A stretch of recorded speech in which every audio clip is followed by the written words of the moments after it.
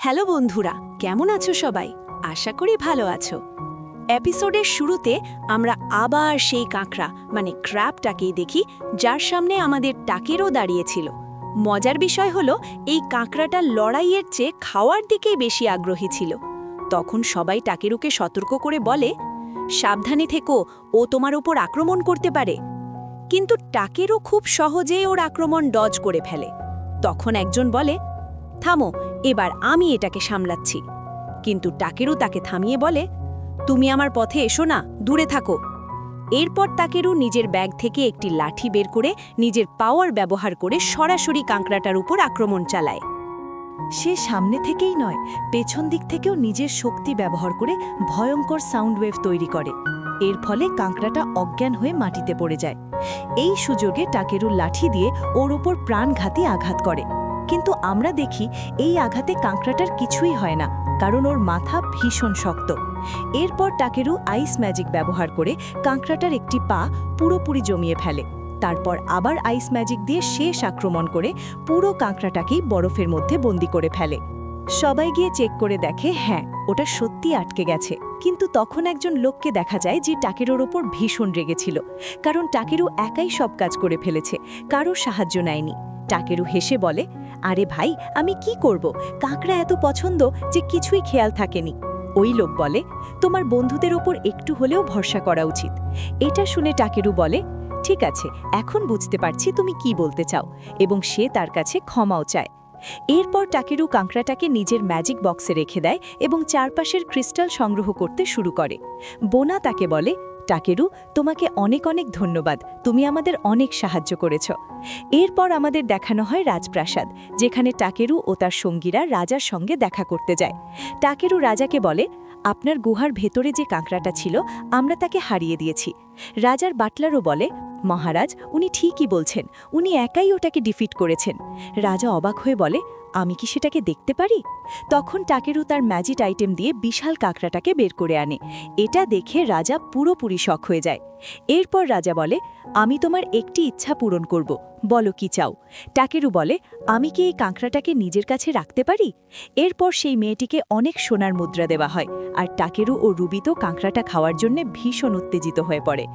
এরপর আমরা দেখি সেই মেয়েটি একটি উড়তে পারে এমন ঘোড়া পায়, আর অন্য লোকটিও একটি দারুণ বর্ষা পায়। কিন্তু মেয়েটি বলে, টাকেরু, এই ঘোড়াটা আমি আমার ছোট বোনকে দিতে চাই, এটা তার কাজে আসবে, তোমাকে অনেক ধন্যবাদ। এই কথা বলে সে বিদায় নিয়ে উড়ে চলে যায়। এরপর টাকেরু সেই লোকটির সঙ্গে গিল্ডের দিকে রওনা হয়। সেখানে এক মেয়ে জিজ্ঞেস করে, তোমরা কি দুজনে একটা টিম বানিয়ে ফেলেছ, একসাথে মিশন করছো? উত্তরে সে বলে, হ্যাঁ, তুমি ঠিকই বলেছ, আমরা একটা টিম বানিয়েছি। মেয়েটি খুশি হয়ে বলে, এটা তো খুব ভালো কথা, আমি গিল্ড মাস্টারকে জানিয়ে দিচ্ছি। এরপর টাকেরু জিজ্ঞেস করে, তুমি ওকে মিথ্যে কথা কেন বললে? সে উত্তর দেয়, টাকে, আমি কি তোমার টিম মেম্বার হওয়ার যোগ্য নই? টাকেরু মনে মনে ভাবে, আসলে ও বেশ স্ট্রং, টিম মেম্বার হতে পারে। এরপর দুজনে একটু কথা বলে নিজেদের টিমের একটি নাম ঠিক করে। পরে আমরা সেই দোকানে যাই, যেখানে টাকেরু তার সংগ্রহ করা ক্রিস্টালগুলো দেয়। দোকানদাররা চেক করে একেবারে হতবাক হয়ে যায়। টাকেরু বলে, এর বদলে কি আমার জিনিসগুলো বানিয়ে দিতে পারবে? দোকানদার কাঁদতে কাঁদতে বলে, এগুলো এতটাই রেয়ার যে আমরা এর দামই দিতে পারবো না, পুরো সিটির টাকাও দিলেও এর মূল্য শোধ হবে না। টাকেরু বলে, আমার শুধু জিনিসগুলো বানিয়ে দাও, বাকি ক্রিস্টাল তোমরা রাখো, ভবিষ্যতে যদি আমার কিছু দরকার হয় তখন আমাকে সাহায্য করবে। ওরা এতে রাজি হয়ে যায়। এরপর টাকেরুকে একটু পার্টি করতে দেখা যায়। ঠিক তখনই কেউ এসে বলে, তোমার জন্য একটা চিঠি এসেছে। চিঠিটা গিল্ড মাস্টারের মাধ্যমে আসে।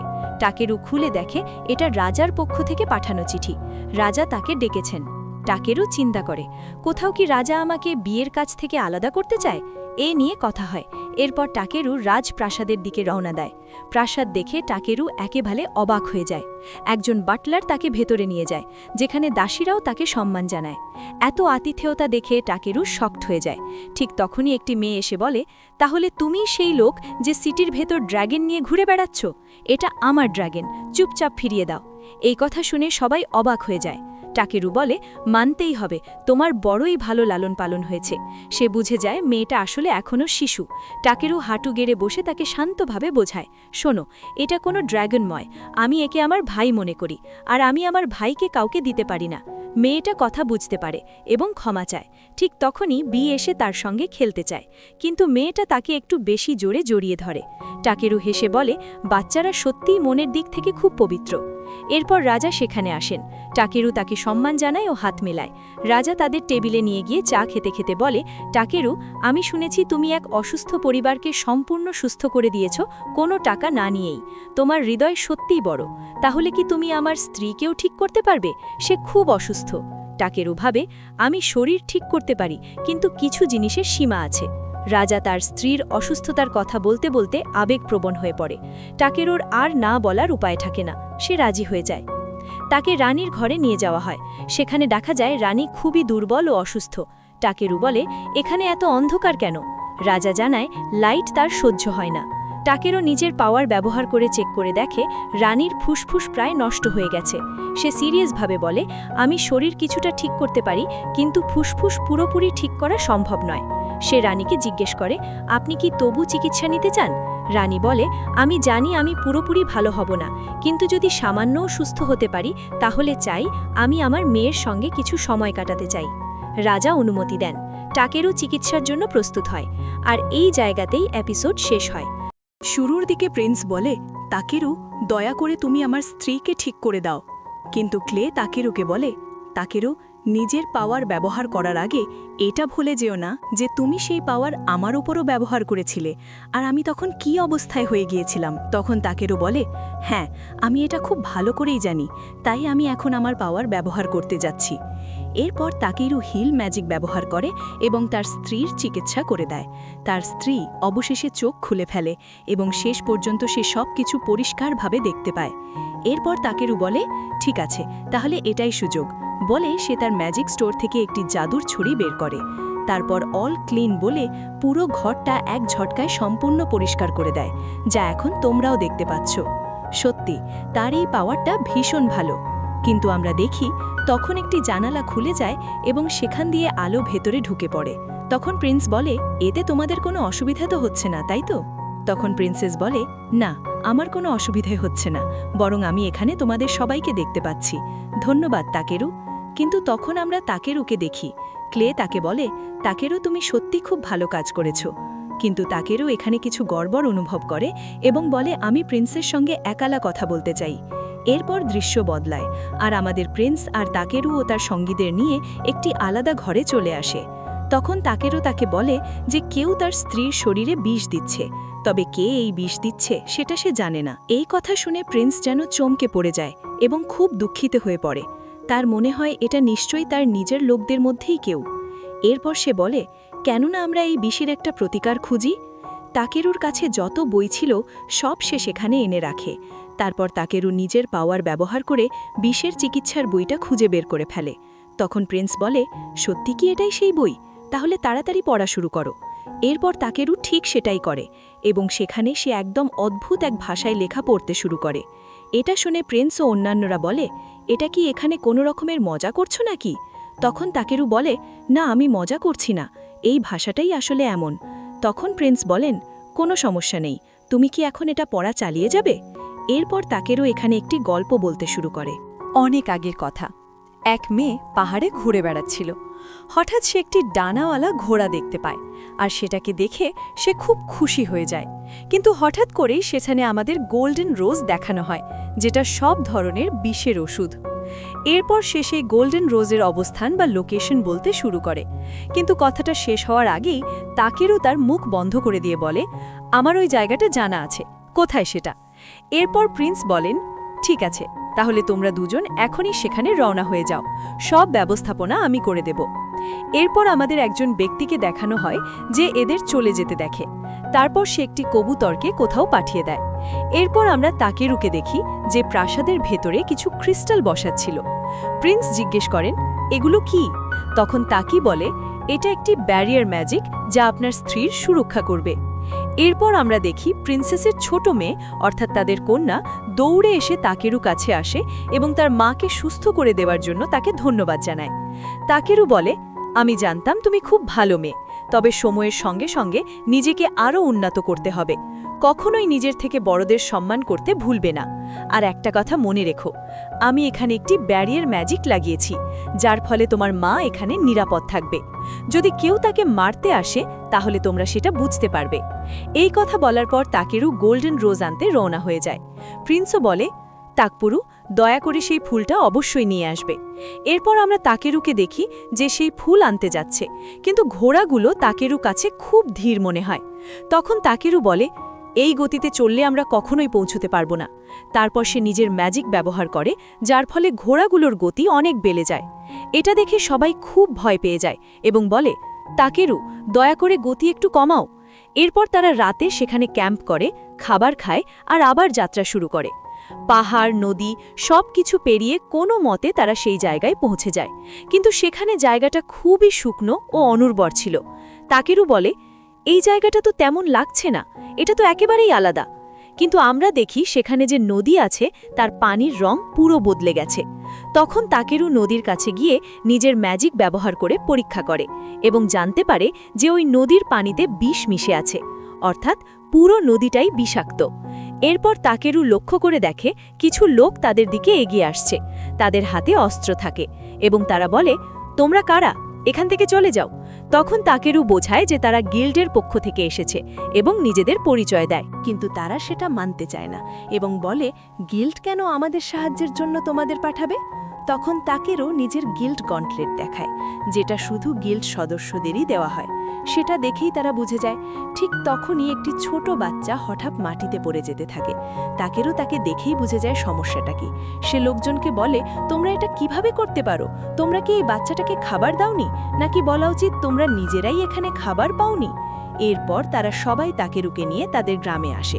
সেখানে গ্রামের অবস্থা খুবই খারাপ দেখানো হয়, সবকিছু একেবারে ভাঙাচোরা। তারা জানায় গত কয়েক মাস ধরে এখানে পানি আসা বন্ধ হয়ে গেছে।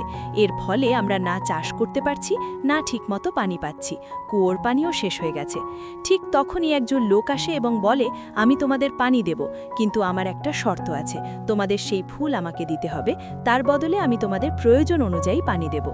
আমরা তার উপর ভরসা করেছিলাম, কিন্তু সে যে পানি দেয় তা এতই কম যে আমাদের নিজেদের প্রয়োজনই পূরণ হয় না। তাহলে আমরা কিভাবে সেই ফুল চাষ করে আবার জন্মাতে দেব? এই সব কথা তারা তাকেরুকে বোঝাচ্ছিল। তখন তাকেরু বুঝে যায় যে আসলে এই সব কিছুর পেছনে ওই লোকটিই রয়েছে, সবই তার পরিকল্পনা। সে সবাইকে বোঝায় যে এই পরিস্থিতির জন্য পুরোপুরি ওই লোকটাই দায়ী। এরপর তাকেরু বিকে বলে, বি, তোমার পাওয়ার ব্যবহার করো। এরপর বি নিজের শক্তি ব্যবহার করে আকাশে উঠে যায়। সেখানে বি তার পাওয়ার ব্যবহার করে, যার ফলে প্রচণ্ড শব্দ সৃষ্টি হয়। ঠিক তখনই বি মেঘের ওপরে গিয়ে নিজের পাওয়ার ব্যবহার করে, যার ফলে সেখানে বৃষ্টি শুরু হয়ে যায়। এটা দেখে সবাই খুব অবাক হয়ে যায় এবং বলে, সত্যি এটা তো খুব ভালো ব্যাপার। এরপর তাকেরও নিজের ম্যাজিক আইটেম থেকে সেই ছড়িটা বের করে নেয়। এখানে ক্লিন বলতেই সব মানুষকে এক মুহূর্তের মধ্যে হিল ও পরিষ্কার করে দিতে থাকে। আক্ষরিক অর্থেই তার পাওয়ার এতটাই দুর্দান্ত যে ভাঙা ঘরবাড়িও ঠিক করে দিতে পারে। এরপর তাকেরও একটা বড় কড়াই, বলা যায় এক ধরনের কড়াই বের করে এবং পুরো গ্রামবাসীকে পেট ভরে খাওয়ায়, মন ভরে যত ইচ্ছে তত খাও, এমনই অবস্থা। এরপর আমাদের গ্রামের চিফকে দেখানো হয় যে তাকেরুকে ধন্যবাদ জানায় এত কিছু করার জন্য। তাকেরু বলে, সব ঠিক আছে, কিন্তু আমি আসলে সেই গোল্ডেন রোজ নিতে এসেছি, কারণ সেটা আমার খুব দরকার। চিফ এক মুহূর্ত দেরি না করে রাজি হয়ে যায়, কারণ তাকেরও তার গ্রামের জন্য অনেক কিছু করেছে। এরপরই আমরা দেখি কিছু বাচ্চা তাকেরুকে ধরে ফেলে এবং বলে, প্লিজ তুমি আমার সঙ্গে খেলো, আমি চাই তুমি আমার সঙ্গে খেলো। তাকেরও ওদের সঙ্গে খেলতে রাজি হয়, আর তোমরা দেখতে পারো আসলে বাচ্চারা তার উপর বসে তাকে পুরো গ্রাম ঘুরিয়ে বেড়ায়। এরপর তারা সবাই তাকে তাদের সিক্রেট রুমে নিয়ে আসে। ছোটবেলায় যেমন সবারই একটা গোপন জায়গা থাকে, ঠিক তেমনই। ঠিক তখনই একজন তাকেরুকে একটি বাক্স দেখায়। বাক্সের ভেতরে কিছু একটা ছিল। তাকেরও একটু চেখে দেখে বুঝতে পারে পারে ওটা আসলে সয়া সস, যেটা আমরা খাবারের সঙ্গে খাই। এতে সে ভীষণ খুশি হয়ে যায়, কারণ বাস্তব দুনিয়ায় সে এটা খেত, আর এই দুনিয়াতেও এখন সে সেই স্বাদ নিতে পারছে। অন্যদিকে প্রাসাদ দেখানো হয়, যেখানে প্রচণ্ড সাউন্ড হচ্ছিল। তখন প্রিন্সেস বুঝে যায় কেউ তার মাকে হত্যা করতে এসেছে। কিন্তু সেখানে পৌঁছতেই তার তাকেরু কথা মনে পড়ে। তাকেরু বলেছিল এটা একটা ব্যারিয়ার, এর ভেতরে কেউ যদি তার মাকে মারার চেষ্টা করে তাহলে এক ধরনের অ্যালার্ম অ্যাক্টিভ হয়ে যাবে। যেই না সে মায়ের ঘরের বাইরে পৌঁছায়, সে বাটলারকে দেখতে পায়। তখন সে বলে, এর মানে কি এই যে তুমি আমার মাকে মারতে চেয়েছিলে? কিন্তু বাটলার বলে, প্রিন্সেস আপনি এসব কি বলছেন? আমি তো এত বছর ধরে আপনার পরিবারের সেবা করে আসছি, আমি এমন কাজ কেন করব? ঠিক তখনই প্রিন্স সেখানে আসে এবং বলে, আমার সঙ্গে তুমি একা কথা বলো, বলে দুজনকে নিয়ে আরেকটা ঘরে চলে যায়। সেখানে সে সেই পানিটা আনে, যেটা বাটলার আগেও প্রিন্সের স্ত্রী অর্থাৎ কুইনকে দিয়েছিল, আর বলে, ঠিক আছে, এই পানি তুমি নিজেই পান করো, বুঝেছ তো? বাটলার প্রথমে খুব ইতস্তত করে এবং বলে, না, আমার এখন তেমন পিপাসা লাগেনি। কিন্তু এরপর সে বুঝে যায় এবং পুরো পানি প্রিন্সের গায়ে ছুঁড়ে মারে। তারপর বলে, এটা তুমি কি করলে? এর ভেতরে বিষ ছিল। তখন প্রিন্স নিজেই সেই পানি পান করে বলে, এটার ভেতরে কোনো বিষ ছিল না, এটা শুধু তোমাকে ধরার জন্যই করা হয়েছিল। এরপর সে নিজের লোকদের ডাকে এবং বাটলারকে গ্রেপ্তার করে কারাগারে পাঠানো হয়। জেলে নেওয়ার সময় বাটলার প্রিন্সকে একটি চিঠি দেখায়। প্রিন্স সেটা পড়েই বুঝে যায় এর পেছনে আসলে কে রয়েছে। অন্যদিকে আমরা দেখি একজন লোক গ্রামের চিফের কাছে আসে। চিফ তাকে বলে, এত রাতে এখানে কি করছো? এখান থেকে চলে যাও। কিন্তু সেই লোকটাই ছিল সেই ব্যক্তি যে গোল্ডেন রোজের বদলে পানি দিত। সে বলে, আমাকে সেই ফুলটা দাও। গ্রামবাসীরা পরিষ্কারভাবে অস্বীকার করে এবং বলে, এখন আর আমরা তোমাকে ওই রোজ দেব না। তখন সে বলে, আচ্ছা, যদি তাই হয় তোমরা সবাই বাইরে বেরিয়ে আসো। এবং তখন জানা যায় সে গিল্ড থেকে কিছু গুন্ডা ভাড়া করে এনেছে সবাইকে মারার জন্য। অন্যদিকে আমরা দেখি সেই বাটলারকে জেলের দিকে নিয়ে যাওয়া হচ্ছে, কিন্তু অজানা কারণে তার মুখে এক ভয়ঙ্কর হাসি ছিল, মানে কিছু একটা গড়বড় আছে। এদিকে গ্রামের চিফ আমাদের তাকেরুকে নিয়ে গুহার ভেতর দিয়ে এগিয়ে যায় এবং তাকেরু সেই জায়গায় পৌঁছে দেয় যেখানে গোল্ডেন রোজ রয়েছে। এটা দেখে তাকেরু পুরোপুরি অবাক হয়ে যায়, কারণ সেখানে সে আবার সেই ডানাওয়ালা ঘোড়াটাকেই দেখতে পায়। আর বন্ধুরা, এই দৃশ্য দেখানোর সঙ্গেই আজকের এপিসোড এখানেই শেষ হয়। ভিডিওটা যদি সামান্যও ভালো লেগে থাকে তাহলে ভিডিওটা লাইক করো, চ্যানেলটা সাবস্ক্রাইব করো, বেল নোটিফিকেশন অলে সেট করে একটা সুন্দর কমেন্ট করতে ভুলবে না। আর আমি আবার দেখা করব আরও একটা নতুন দারুণ এক্সপ্লেনেশন নিয়ে।